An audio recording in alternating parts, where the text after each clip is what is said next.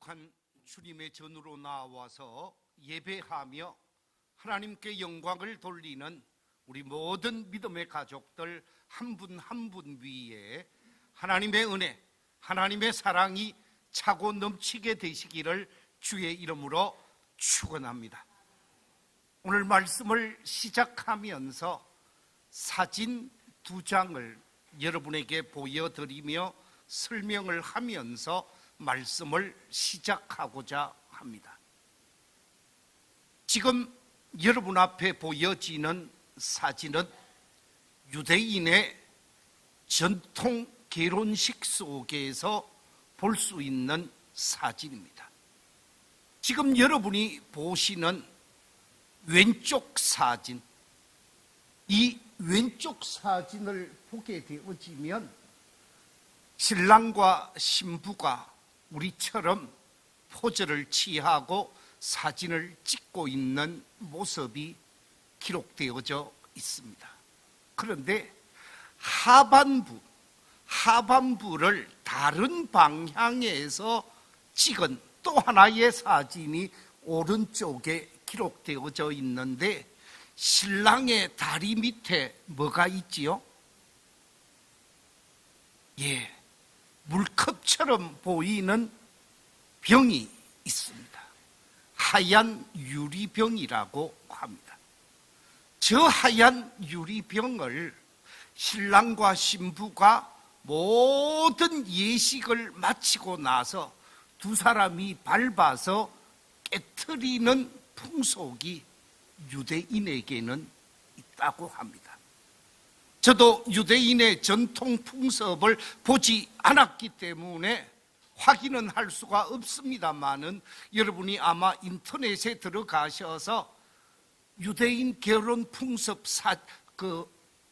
컵 깨는 사진이 아마 있으리라고 생각이 되어집니다. 왜 신랑과 신부는 결혼식을 마치고 제일 마지막 부분에서 유리컵을 깨트리느냐? 3가지 이유가 있습니다. 제일 첫 번째 이유는 뭐냐 하면 결혼한 가정에 신랑과 신부 부부일지라도 가정이 유리컵 깨어지듯 깨어질 수 있기에 신랑은 신부를 조심해서 다루고 신부 역시 신랑을 잘 받들면서 서로가 서로를 바르게 받들 것을 의미한다고 합니다. 그렇지 않으면 뭐 할 수 있다고요? 깨질 수 있다라는 것입니다. 두 번째 의미가 뭐냐? 이 두 번째 의미는 산산조각이 난 유리컵이 다시 원상복구가 될 수 있습니까? 없습니까? 없습니다. 그 유리컵을 깨트리고 나면 원상복구가 안 되듯이 신랑과 신부는 결혼하고 나면 원상복구가 될 수 없기에 서로가 서로를 조심하고 서로가 서로를 바르게 받들어 가면서 가정을 아름답게 섬겨야 할 것을 말씀하고 있습니다. 3번째 이유가 있습니다. 가장 중요한 이유라고 유대인들은 말하게 되어지는데 유대인에게 있어서 뿐만 아니라 모든 사람에게는 결혼식 그 시간만큼 소중하고 뜻깊은 시간 또 즐거운 시간이 없을 것입니다.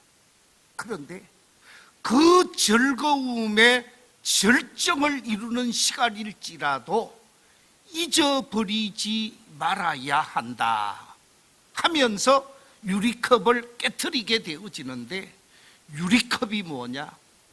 자신의 나라라고 생각하고 자신들의 삶의 중심부인 성전이라고 생각을 합니다. 그래서 유리컵을 깨트리는 것은 나라가 깨트려질 수 있고 성전이 깨트려질 수 있다는 거예요.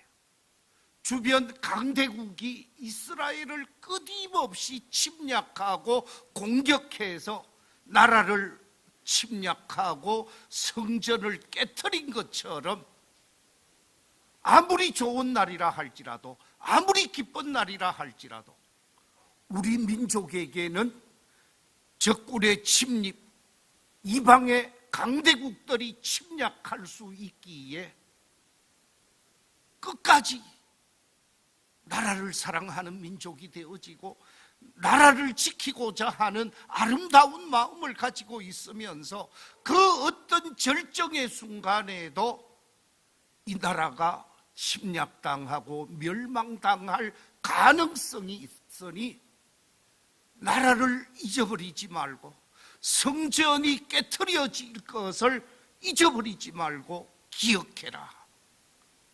그 결혼식하는 그 시간에도 나라를 기억하고 민족을 기억해라 하는 의미로 유리컵 깨뜨리는 시간을 가지게 되어진다고 합니다.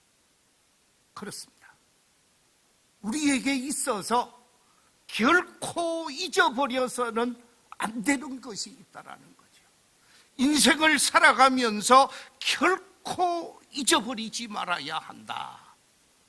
오늘 본문은 우리가 잊어버려서는 아니 되는 것, 기억해야 할 것을 말씀해 주고 있는데 우리가 기억해야 할 것이 무엇인가? 오늘 본문 속에서 제일 첫 번째 우리가 기억해야 할 것은 다름이 아니라 한 번 죽는 것은 정해진 것이다. 이 세상에 태어난 사람, 이 세상에 사람으로 태어난 모든 사람은 한 번은 죽는다라는 사실을 기억해야 한다라는 것입니다. 죽음을 기억하고 사는 사람이 가장 지혜로운 사람이라는 것이지. 오늘 본문 27절 전반부에 이렇게 말하고 있습니다. 한 번 죽는 것은 사람에게 정해진 것이요. 우리 인간은 이 세상에 태어남과 동시에 반드시 한 번은 세상을 떠날 수밖에 없는 존재라는 말씀입니다. 이 세상에 영원히 살 사람은 아무도 없다라는 거죠. 창세기 47장에 보면 이스라엘 12지파의 아버지가 되어지는 야곱이 자신의 아들 요셉의 초청을 받고 가나안 땅에서 이집트를 방문하게 되어집니다. 이집트를 방문해서 이집트의 최고 통치자 바로 왕을 만나게 되어지는데 바로 왕이 어른 야곱을 보고 이렇게 질문합니다. 어른의 연세가 어떻게 되십니까? 그런 의미로 질문을 하게 되어지는데 이 바로의 질문을 받게 되어진 야곱이 뭐라고 대답을 합니까? 창세기 47장 9절에 보니까 이렇게 대답을 하고 있습니다. 야곱이 바로에게 아뢰되 내 나그네 길의 세월이 130년이니이다. 내 나이가 얼마 못 되니 우리 조상의 나그네 길의 연조에 미치지 못하나 험악한 세월을 보내었나이다. 내 인생 나그네 길이라. 자신을 이 세상에 살다가 떠나갈 존재로 인식하고 있다라는 거예요. 히브리서 11장 13절 14절에도 보면 이렇게 기록하고 있습니다. 우리 같이 한번 읽어보겠습니다. 시작.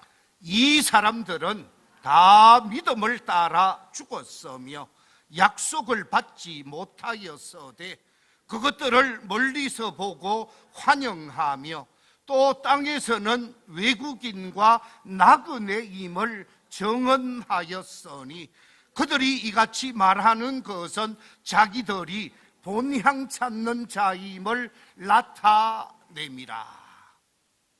이 땅에 살고 있는 모든 믿음의 선진들은 우리는 외국인이요, 우리는 나그네입니다 라고 고백했다라는 것입니다. 그렇습니다. 이 땅에 살고 있는 우리 인생은 잠깐 나그네로 머물다가 본향으로 돌아갈 수밖에 없는 인생이 우리 인생이라는 것이지요. 성군 다윗이 이 땅에서 마지막 생을 마감하기 직전에 자신의 아들 솔로몬에게 왕위를 넘겨 죽게 되어지는데, 죽음 직전에 다윗이 자신의 아들 솔로몬에게 유언을 남기고 죽게 되어지는데 뭐라고 이야기를 합니까? 열왕기상 2장 1절 이하 3절 말씀 우리 같이 한번 읽어보겠습니다. 시작. 다윗이 죽을 날이 임박하며 그의 아들 솔로몬에게 명령하여 이르되, 내가 이제 세상 모든 사람이 가는 길로 가게 되었노니 너는 힘써 대장부가 되고 네 하나님 여호와의 명령을 지켜 그 길로 행하여 그 법률과 계명과 율례와 정거를 모세의 율법에 기록된 대로 지키라. 그리하면 네가 무엇을 하든지 어디로 가든지 형통할지라. 아멘. 다윗이 솔로몬에게 마지막 고백하며 마지막 남긴 말 가운데 모든 사람이 가는 길로 나는 가게 되어진다. 모든 사람이 가는 길, 그 길이 어디입니까? 그 길이 죽음의 길입니다. 이 죽음의 길을 가지 않는 사람은 이 세상에 아무도 없습니다. 우리 인생은 죽음의 문을 열고 영생의 세계로 들어가게 되어진 존재이기에 이 땅에 잠시 있다가 죽음을 맞이하게 되어집니다. 죽음으로부터 자유로운 사람, 이 세상에 아무도 없습니다. 그래서 나온 말이 장한 세월의 초로 인생이라고 그랬습니다. 장한 세월이 무슨 뜻입니까? 세월은 길고 그리고 세월은 한가하게 보이지만 초로 인생이라. 우리 인생은 풀 위에, 풀잎 위에 아침 이슬과 같은 존재가 우리 인생이라는 거죠. 그렇습니다. 역사와 세월은 엄청나게 깁니다. 이 긴 세월 한가하게 흐르는 세월이지만 그 속에서 잠시 이 세상에 왔다가 가는 것은 우리 인생이라는 거지요. 그래서 영국 속담에 보면 이런 속담이 있습니다. 오늘은 홍안, 내일은 백골. 오늘은 얼굴이 고운 모습으로 삶을 사는 것 같은데 시간이 지나고 내일이 되어지면 그 얼굴이 백골로 남는 것이 우리 인생이라는 것이지요. 그렇습니다. 그래서 야고보서 4장 13절 14절에서는 이렇게 우리 인생을 표현하고 있습니다. 우리 같이 한번 읽어볼까요? 시작. 들으라, 너희 중에 말하기를 오늘이나 내일이나 우리가 어떤 도시에 가서 거기서 1년을 머물며 장사하여 이익을 보리라 하는 자들아, 내일 일을 너희가 알지 못하는 도다. 너희 생명이 무엇이냐? 너희는 잠깐 보이다가 없어지는 안개니라. 우리가 계획을 합니다. 내일은 이것하고 모레는 이것하고 올해는 이 일하고 내년에는 저 일을 하고 많은 인생 플랜을 짜지만 우리 인생 어떻게 될지 아무도 몰라요. 어제 우리 최준열 목사님 장모님 장례식을 마치고 내려왔습니다마는 지난 수요일 64 먹은 권사님 지금까지 별로 아프지도 않았대요.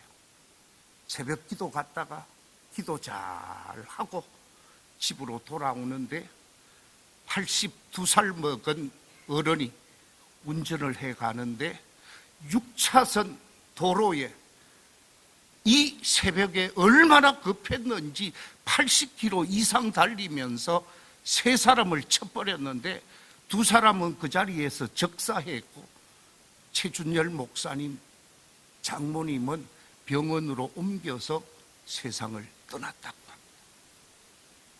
여러분, 내일 일을 알지 못하는 게 우리 인생이라는 거예요. 우리에게 있어서 내일이 있다라고 큰 소리 칠 사람 아무도 없어요. 우리는 이 세상에 잠시 왔다가 떠나갈 수밖에 없는 인생이 우리 인생이라는 것입니다.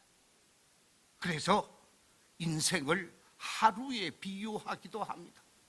어린 시절은 아침과 같고 청년 시절은 정오와 같고 우리의 노년 시절은 저녁과 같다고 말하고 있습니다. 이 자리에 계신 우리 모든 성도님들이 잊어버리지 말고 꼭 기억해야 할 것은 나는 이 세상에 왔지만 반드시 갈 수밖에 없는 인생이라고 하는 사실을 기억해야 합니다. 이런 말이 있죠. 한 손에 막대 들고 또 한 손에 가시 쥐고 넉넉일 가시로 막고 오는 백발 막대로 치려더니 백발이 제 먼저 알고 어느 길로 오더라고요? 지름길로 오더라 그랬습니다. 지름길로 백발이 찾아오며 우리의 인생 어느 날 보니 늙어 있는 모습을 우리가 발견하는 것이 인생이라는 거죠. 그렇습니다. 이 시간 하나님 앞에 나와 예배하는 우리 모두가 우리 인생은 반드시 한 번은 죽는다라는 사실을 기억하며 오늘을 살아갈 수 있는 저와 여러분이 되시기를 주의 이름으로 축원합니다. 두 번째, 기억해야 할 것이 무엇인가? 그것은 다름이 아니라 죽음 이후에는 무엇이 있다라는 사실입니까? 심판이 있다라는 사실을 기억해야 한다라는 것이요.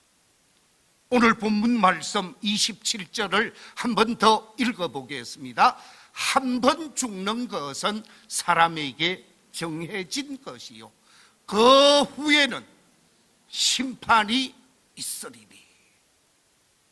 죽음 이후 심판이 있다라는 사실을 기억하고 싶지 않은 사람이 많은 것 같습니다.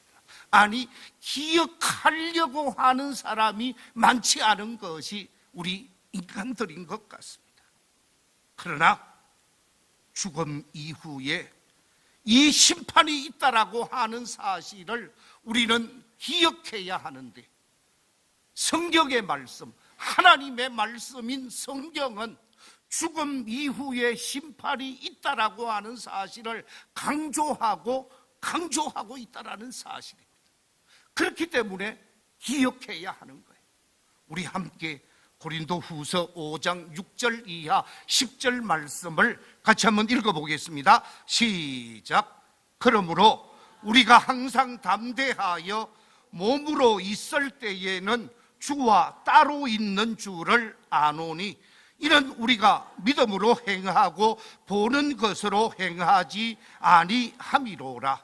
우리가 담대하여 원하는 바는 차라리 몸을 떠나 주와 함께 있는 그것이라. 그런즉 우리는 몸으로 있든지 떠나든지 주를 기뻐시게 하는 자가 되기를 원하노라. 이는 우리가 다 반드시 그리스도의 심판대 앞에 나타나게 되어 각각 선악간에 그 몸으로 행한 것을 따라 받으려 함이라. 아멘. 우리가 그리스도 심판대 앞에서 선악간의 심판을 받게 되어진다. 몸으로 살고 있든지 내 영혼이 몸을 떠나 하나님 앞에 가든지 우리 인생은 끝날이 다가오게 되어지고 마지막 하나님 앞에서 주님 앞에서 심판을 받게 되어지기 때문에 그 마지막 선악간의 심판을 기억하며 살아야 한다라는 말씀입니다. 요한계시록 이 마지막 20장 11절 이하에서도 이렇게 말씀하고 있습니다. 또 내가 크고 흰 보좌와 그 위에 앉으신 이를 보니 땅과 하늘이 그 앞에서 피하여 간데 없더라. 또 내가 보니 죽은 자들이 큰 자나 작은 자나 그 보좌 앞에 서 있는데 책들이 펴 있고 또 다른 책이 펴졌으니 곧 생명책이라. 죽은 자들이 자기 행위를 따라 책들에 기록된 대로 무엇을 받으니? 심판을 받으니 바다가 그 가운데에서 죽은 자들을 내주고 또 사망과 음부도 그 가운데에서 죽은 자들을 내주매 각 사람이 자기의 행위대로 심판을 받고 사망과 음부도 불못에 던져지더니 이것이 둘째 사망 곧 불못이라.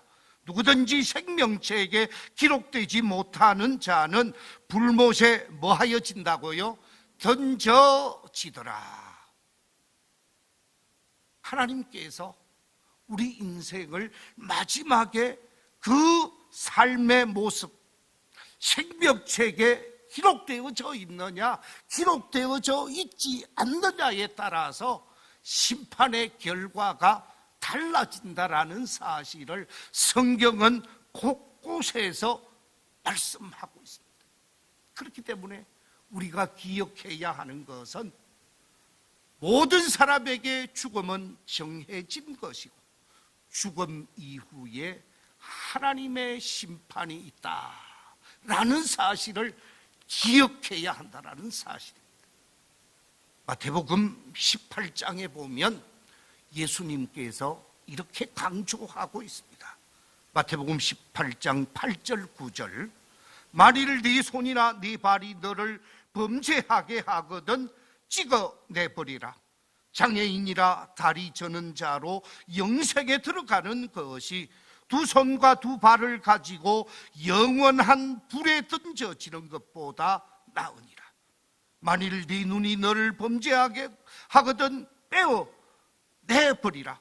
한 눈으로 영생에 들어가는 것이 두 눈을 가지고 지옥불에 던져지는 것보다 나으니라. 이 세상에서 장애자로 살지언정 지옥에 가서는 안 된다라는 말씀. 이 세상에 장애자로 사는 것이 낫지 지옥에 가게 되어지면 영원히 고통스러울 수밖에 없다라는 거예요. 우리 한 번 더 말씀을 읽어보겠습니다. 마가복음 9장 43절 이하 49절의 말씀 같이 한번 읽어보겠습니다. 시작.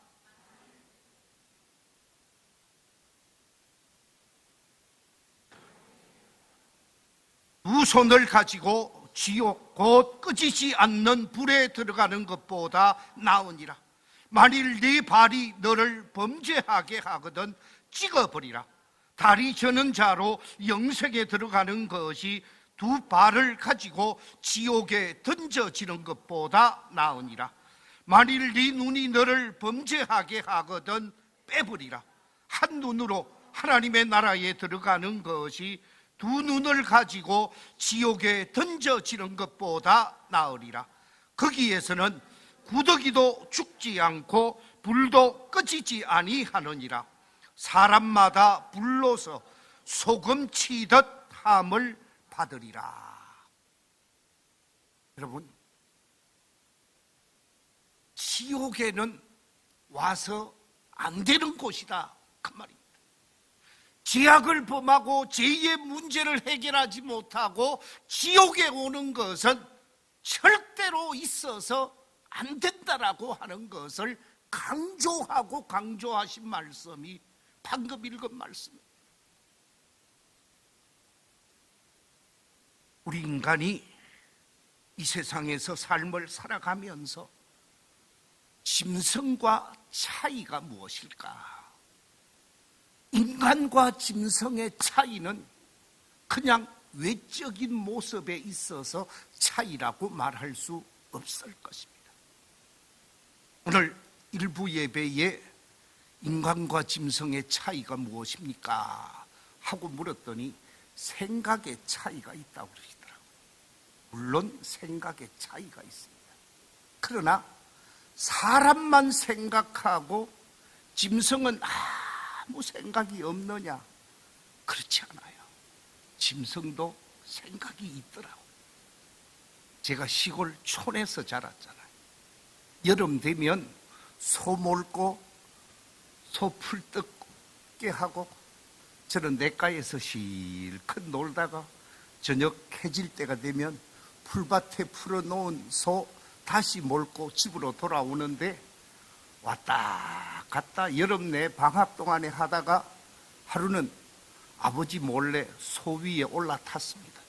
가자 하고 소를 때리니까 소가 가는 거예요. 어디로 갔을까요? 저그 집에 자기가 들어가서 자는 그 소막으로 그대로 꼬리하더라고요. 그 얘기는 소는 우리 집이 어디다 가는 걸 알고 있었다라는 거예요. 생각을 했다라는 거예요. 사람도 생각을 하지만 짐승도 어느 정도 생각을 하는 동물이라는 거예요. 우리 집에 고양이가 있습니다. 지금 15년 된 고양이인데 고양이가 참 이뻐요. 버리지 못해서 지금까지 15년 동안 기르고 있는데 이게 얼마나 지혜로운지 자기를 사랑하는 사람에게 가까이 가고 자기를 조금 멀리하는 사람한테는 멀리하더라고요. 생각이 다 있더라니까요. 저는 가끔 가도 화를 내거든요. 제가 앉는 자리에 늘 와서 앉는 거예요. 앉고 나면 그 다음에 털이 소복해. 제가 양복 입었다가 어느 날 앉았더니 온 양복에 막 털이 다 묻었어요. 그래서 화를 냈더니 저를 조심하더라고요. 그런데 우리 집사람은 얼마나 좋아하는지 몰라요. 잘 때도 와서 품 안에서 자요. 생각이 있더라니까요.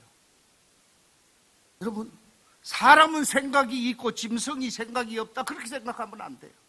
사람과 짐승과의 차이점이 뭐냐라고 질문을 하면 저는 이것은 분명한 차이점이 있다라고 말할 수 있는데 그것은 다름이 아니라 종교심이라고 생각합니다. 사람은 어느 지역에 살든지 어느 시대에 살든지 사람은 종교심을 다 가지고 있어요. 5,000년 전에 살았던 사람, 2,000년 전에 살았던 사람, 지금 사는 사람 다 종교심을 가지고 있고 절대자를 찾고 하나님을 찾고 자신의 연약함 속에서 신을 찾는 존재는 인간이에요. 그런데 5,000년 전에 있었던 고양이, 2,000년 전에 있었던 원숭이, 지금 살아가고 있는 원숭이. 여러분, 2,000년 전에 짐승으로 있다가 2,000년이 지나서 지금 진화하고 진화해서 지금 살아가고 있는 원숭이가 하나님 앞에 예배 드렸다라는 말 여러분 들어보셨습니까? 저는 짐승이 예배 드리고 절대자를 찾았다라는 흔적을 역사 속에서 찾아볼 수가 없다라는 거예요. 그 말은 진화론의 허구성을 공격할 수 있을 거예요. 만약에 진화되어져서 원숭이가 사람이 되어졌다고 하면 세월이 흐르는 가운데 짐승이 종교성을 가진 존재로 흔적이 나타나야 하는 것이죠. 그런데 그런 흔적은 없다라는 거예요. 오직 인간만이 하나님을 찾고 하나님과 교통하게 되어지는데, 하나님께서 사람을 지으시고 그 코에 생기를 불어넣으니까 뭐가 되었어요?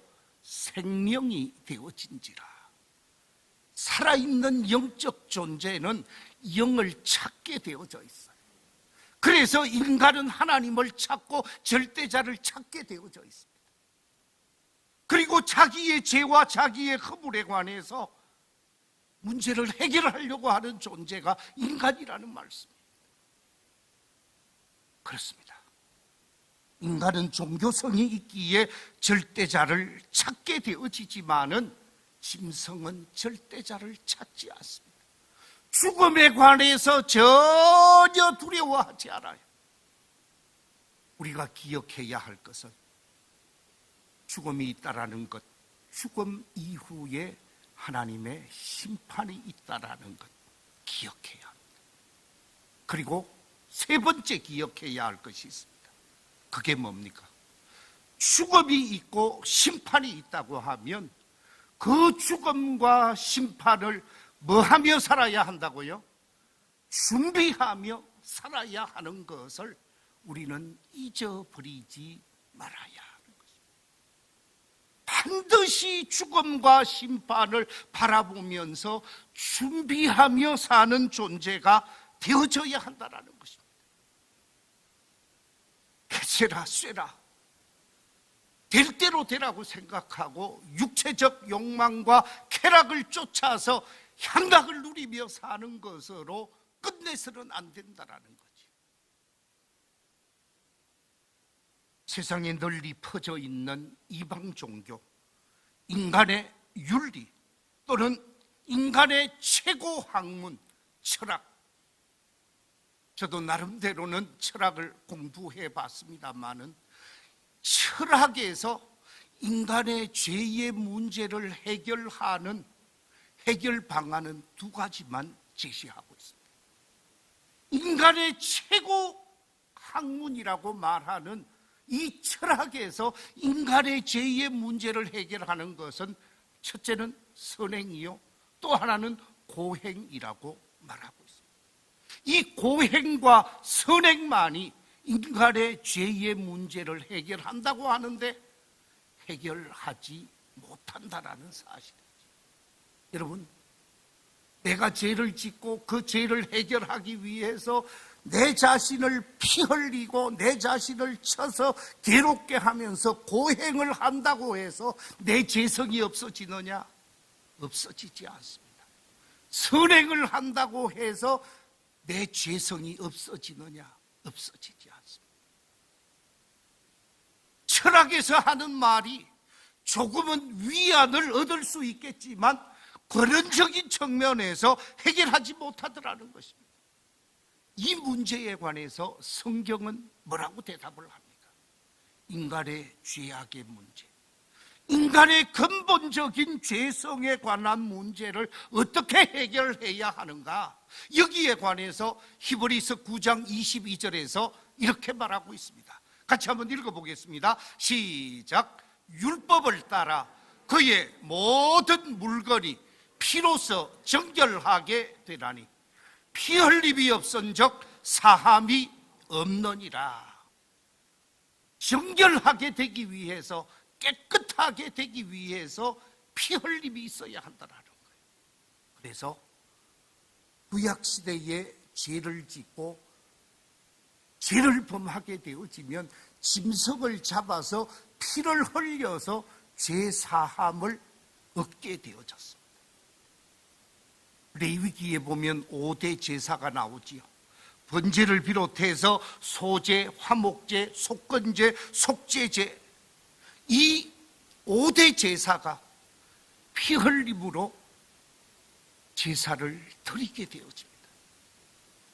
이처럼 레위기에서 보여주고 있는 속죄제는 송아지를 잡든 양을 잡든 염소를 잡아서 죄사함을 얻는 길을 선택했는데, 이 죄사함을 받는 이 제사는 일회성 제사입니다.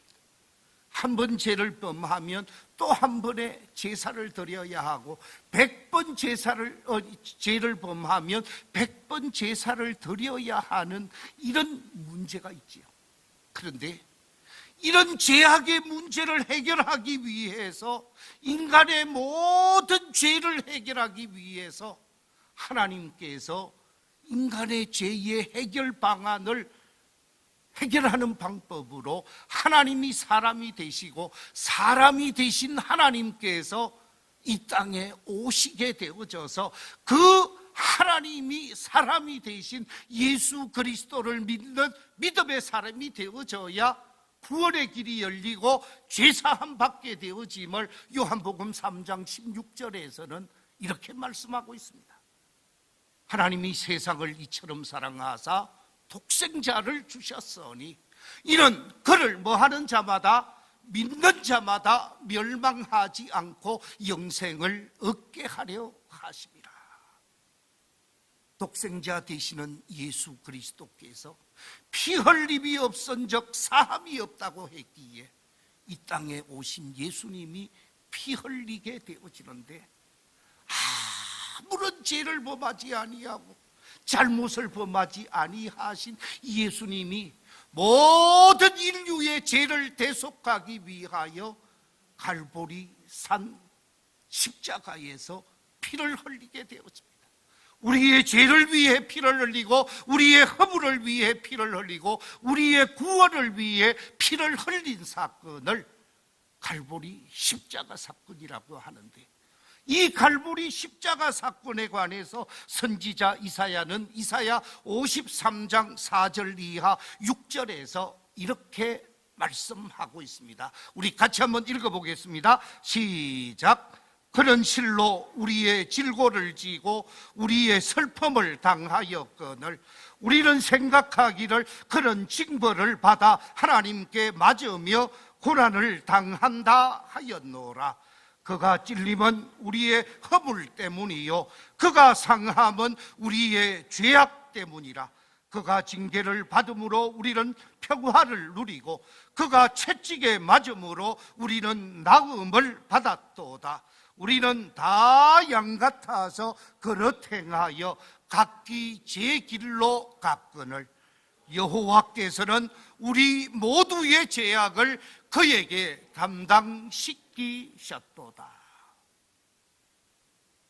우리의 죄악을 담당하기 위하여 예수님이 십자가를 지셨고, 그 예수님의 십자가 피 흘림을 믿는 믿음의 사람만이 구원을 얻을 수 있고 영생을 얻을 수 있고 지옥에서 천국으로 갈 수 있는 구원의 길이 열려지게 되어졌다라는 말씀입니다. 그러므로 예수 그리스도, 인류를 위하여 피 흘려주신 예수 그리스도를 믿지 않는 사람은 구원을 얻을 수 없고 영생을 얻을 수 없다라는 사실입니다. 우리가 잘 아는 말씀, 요한복음 5장 24절 말씀. 내가 진실로 진실로 너희에게 이르노니 내 말을 듣고 또 나 보내신 이를 믿는 자는 어떻게 되어진다고요? 영생을 얻었고 심판에 이르지 아니하나니 어디에서? 사망에서 어디로? 생명으로 옮겼느니라. 할렐루야. 예수 그리스도를 믿는 믿음의 사람은 사망에서 생명으로 옮겨진 사람들인 줄로 믿습니다. 예수님은 우리의 죄를 대속해 주시기 위해 십자가 지셨고, 그 십자가 피 흘리신 예수 그리스도를 믿는 사람만이 구원의 사람이 되고 영생의 사람이 되고 지옥으로부터 자유할 수 있는 사람이 되어짐을 성경은 우리에게 가르쳐 주고 있습니다. 이 진리의 말씀을 믿고 이 믿음에 합당한 삶을 살고 이 진리를 전하다가 주님이 오라고 할 때에 주님 앞에 서는 사람은 멸망의 사람이 아니라 구원의 사람이 되어지고 저주의 사람이 아니라 영광의 사람이 되어진다라는 사실입니다. 이 사실을 믿고 확신하면서 주님 만날 준비를 하는 참 믿음의 사람들이 되셔야 하는 줄로 믿습니다. 우리 교회의 모든 성도들이 주님 만날 준비, 심판대에서 버림받지 않는 구원받을 수 있는 믿음을 준비해야 한다는 말씀을 맺겠습니다. 우리가 삶을 살아가면서 잊지 말고 기억해야 할 것 세 가지를 말씀드렸습니다. 그 첫째는 모든 사람에게 있어서 한 번 죽는 것은 정해진 것이다 하는 사실과, 두 번째, 죽음 이후에는 누구도 피할 수 없는 심판이 기다리고 있다라고 하는 사실과, 세 번째, 죽음과 심판이 반드시 있기에 믿음으로 잘 준비하며 살아야 한다는 이 사실을 기억하고 잊지 않으면서 이 가을 믿음의 길을 걸어가셔서 인생의 가을이 끝나고 주님이 우리에게 오라고 하실 때 구원의 사람으로, 영생의 사람으로, 영광의 사람으로 환영받는 우리 믿음의 가족들이 다 되시기를 주의 이름으로 축원합니다.